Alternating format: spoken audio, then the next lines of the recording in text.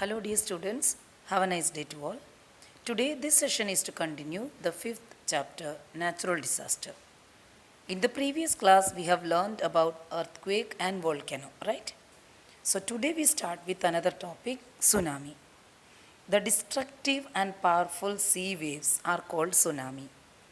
These high oceanic waves are created when an earthquake or volcanic eruption occurs at the sea bottom. These tsunami waves are very high and they are very long. These waves are approximately 700 to 1600 kilometers long and they travel with a great speed and force. In Japanese language, tsunami means destructive waves. When these waves approach the coastal areas and shallow sea, they cause a lot of destruction in the coastal areas. That is why tsunami waves are also known as destructive waves. Near the sea coast, the velocity of the waves reduces, but their height increases. So these waves move ahead in the form of a wall near the sea coast and cause a lot of destruction. Tsunami can also be created due to the falling of huge rocks, falling of icebergs, or underwater landslides, etc.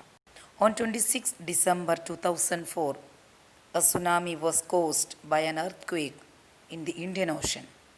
It affected more than 18 countries from Southeast Asia to Southern Africa, killing more than 250,000 people in a single day, and more than 1.7 million people became homeless. Now let's learn about another natural disaster, flood. When an extensive land area remaining submerged underwater continuously for several days, this condition is called flood. In simple words, we can say the flow of excess water in a river is called flood. It is a natural event. Flood occurs mainly due to two reasons.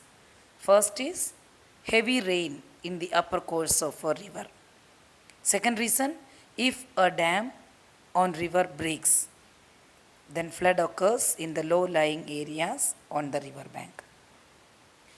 Sometimes flood causes a lot of damage to the lives and property. Many states in India face this problem of flooding, especially during the monsoon season. Now let's learn the next topic, famine. Extreme scarcity of food and water due to scanty rainfall in a particular region is called famine. Due to shortage of rainfall, the land will dry up and all the underwater resources will also dry up. So agriculture is not possible when there is no water. So this condition of famine occurs if the rain doesn't fall continuously for 2 to 3 years. Planting more trees is a solution to reduce the possibility of famine. Next topic is cyclone. When the wind blows at a greater speed, it is called cyclone. Storm, whirlwind, hurricane, etc. are the different names of cyclone. Cyclonic winds can create destruction over the area through which they pass. Especially the coastal areas of India experience a cyclone every year. Andhra Pradesh, Odisha, Tamil Nadu, Gujarat, West Bengal, all these states are affected by cyclonic winds every year. Cyclonic winds affect only limited areas for a limited period of time. Next topic is forest fire. A forest fire is the fire which occurs in forest and creates a lot of destruction.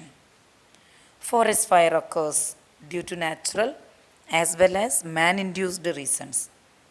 Natural factors are lightning, friction between dry branches, etc. Whereas throwing of burned butts of cigarettes, beedies, or matchsticks, burning things left by the tourists, pilgrims, etc. are some of the man-induced reasons for forest fire. Forest fire occurs especially during summer season when everything is dry. many trees, birds, insects, animals, etc. will be burnt in the forest fire. Now let's see the last topic, that is landslide. What is landslide? The movement of large mass of rock materials, soil, etc., down a sloped area of a hill, mountain, or cliff is termed as landslide. Landslide occurs especially during the monsoon season. Landslide occurs due to two reasons. First is excessive rainfall, and the second reason is due to an earthquake. Many cases of landslides are reported in India every year. Especially, we know that the railway transportation in Konkan Railway gets obstructed due to the landslides that takes place every year on the path of Konkan. A large landslide happened in Kerala on 6th August 2020, which killed more than 70 people. Today, the whole world is facing the problem of various natural disasters. But we have to remember that these disasters occur when the human beings disturb the balance of nature. So the whole humanity should come forward for the conservation of nature. When we protect nature, the nature will definitely protect us. Hope that this chapter is clear to all of you.